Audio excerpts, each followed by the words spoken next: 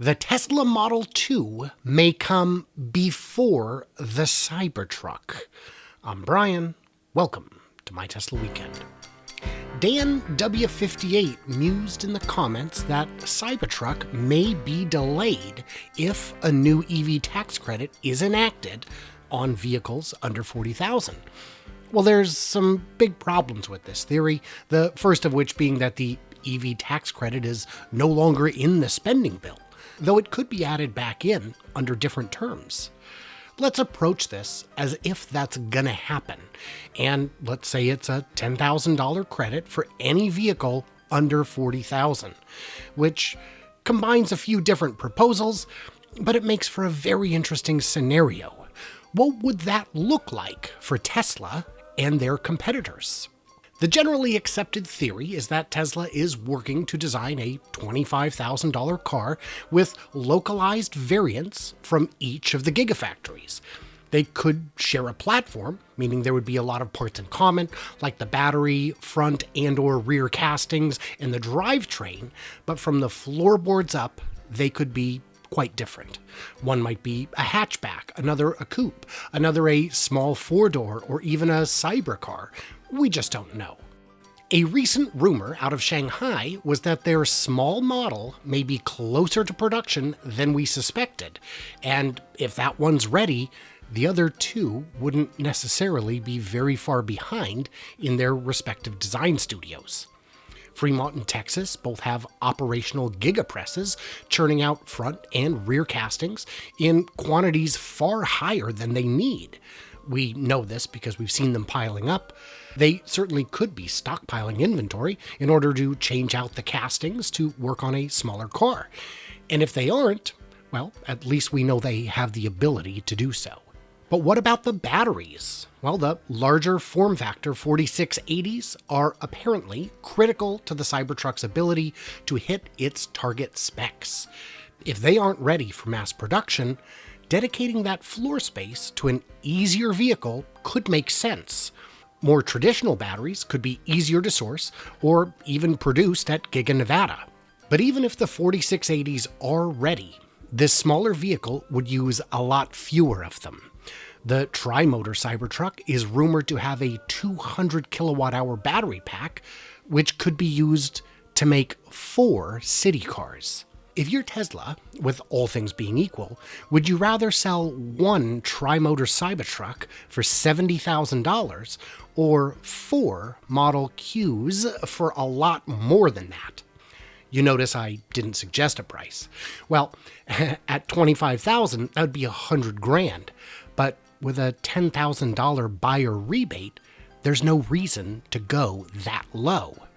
The Model 3 can still be sold under the $40,000 cutoff, but at $32,000, the actual price to most buyers would only be, in this case, $22,000, putting it in the same price range as a base model Honda Civic or Toyota Corolla, each wholly devoid of bells, whistles, and premium brand cachet. That's $128,000 in revenue. Almost double for the same amount of batteries. That's 4 times the opportunity to earn FSD subscription revenue, 4 times the dojo training miles being logged, and 4 times the market displacement from legacy auto. That would be a tough opportunity to pass up. And with a price that low, there's still room for a lot of add-ons like premium sound, premium wheels, or paint color, while still keeping it under the $40,000 cutoff, while customers still enjoy the $10,000 discount, and all of those add-ons have a higher margin. Remember, this is a car they believe they can sell for $25,000 with a 20% margin, so bumping it up to $32,000 would increase the margin to 53%. And this wouldn't necessarily slow down Cybertruck development.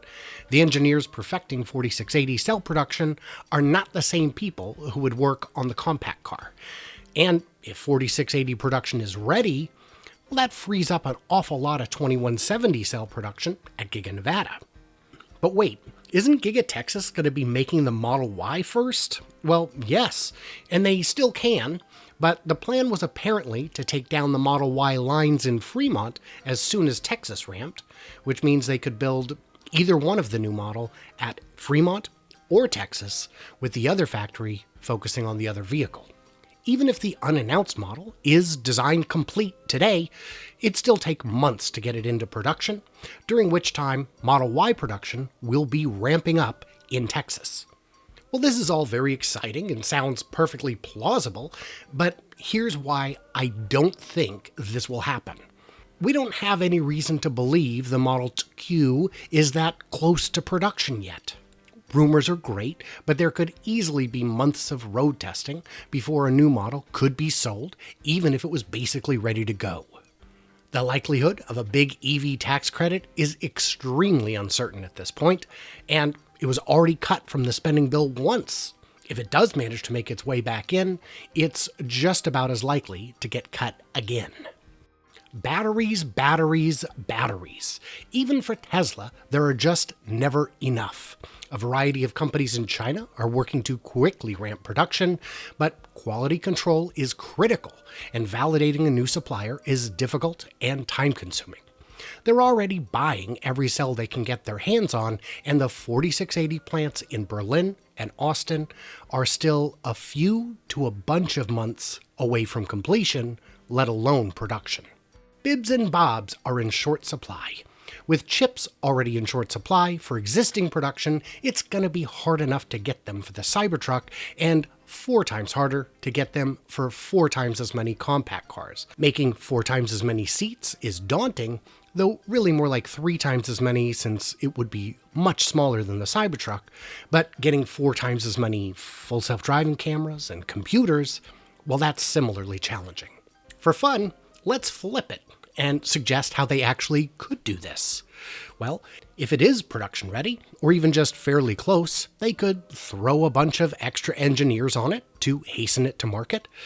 Road testing can be done in parallel rather than series, so 50 test cars could cut the time from many months to perhaps half that, maybe even less. The EV tax credit could be added back in.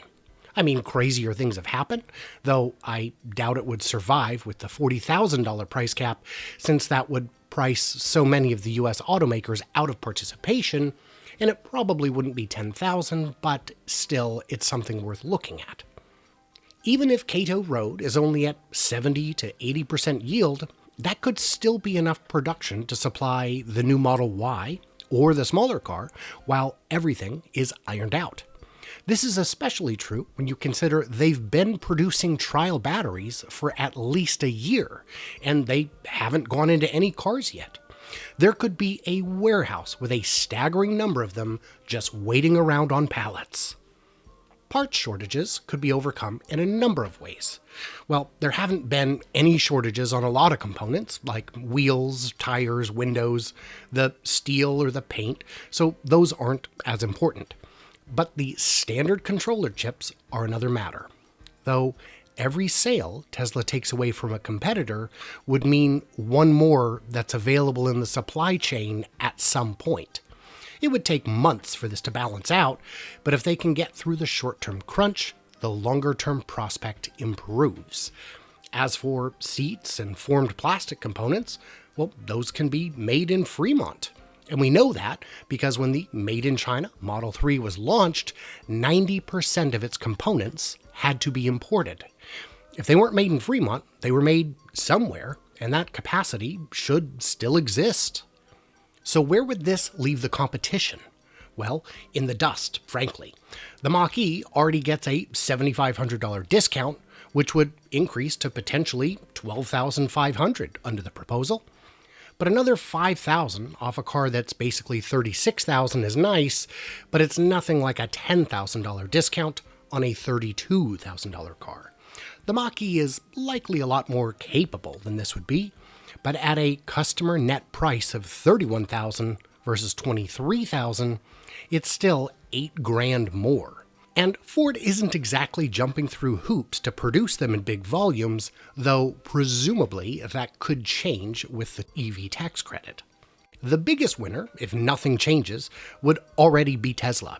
since they have the highest volume capacity for vehicles under 40,000 and any price really, but introducing a model that's effectively cheaper than almost any new car on the market would take the competition behind the woodshed and give them a whooping they may not survive.